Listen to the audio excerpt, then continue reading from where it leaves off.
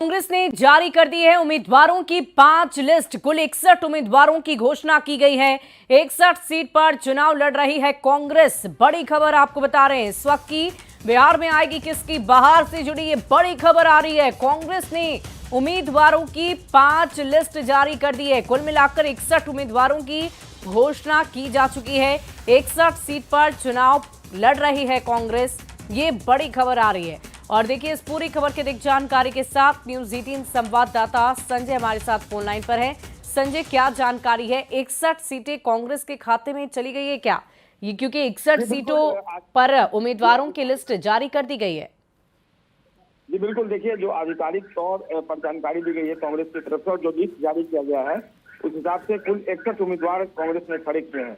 अगर 2023 का आप आंकड़ा देखें, 2020 में कांग्रेस ने 70 उम्मीदवार खड़े किए थे, यानी इस बार 9 उम्मीदवार कम खड़े किए हैं कांग्रेस ने। और आरजेडी ने 143 किया, जबकि पिछली दफा 144 सीटों पर आरजेडी ने अपना प्रत्याशी उतारा था। तो एक सीट कम आरजेडी ने उतारा है और 9 सीट कम कांग्रेस ने उतारा है। सबसे दुर्भाग्यपूर्ण स्थिति वीआईपी पार्टी के लिए दिख रही है। और जो लेफ्ट की पार्टियां हैं उसमें से सीपीआई एमएल ने 20 उम्मीदवार जो है इस बार उतारे हैं और आधिकारिक तौर पर इसकी जानकारी भी दी गई है।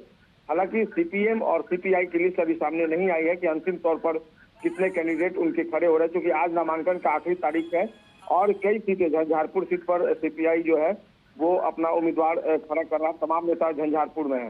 वीआईपी ने कोई सूचना जारी नहीं की है अब तक आधिकारिक तौर पर कि उसके कितने उम्मीदवार जो है इस बार बिहार विधानसभा चुनाव में खड़े हो रहे हैं। 15 सीटें मिलने का दावा किया गया था वीआईपी की तरफ से। महागठबंधन ने उसे 15 सीटें दी है। लेकिन अभी जो जानकारी आई है सुगौली विधानसभा क्षेत्र से, कल जो पार्टी का सिंबल जिस प्रत्याशी को दिया गया था उन्होंने नॉमिनेशन भी किया था, लेकिन आज उन्होंने नॉमिनेशन वापस लेने की जानकारी दी है, घोषणा कर दी है।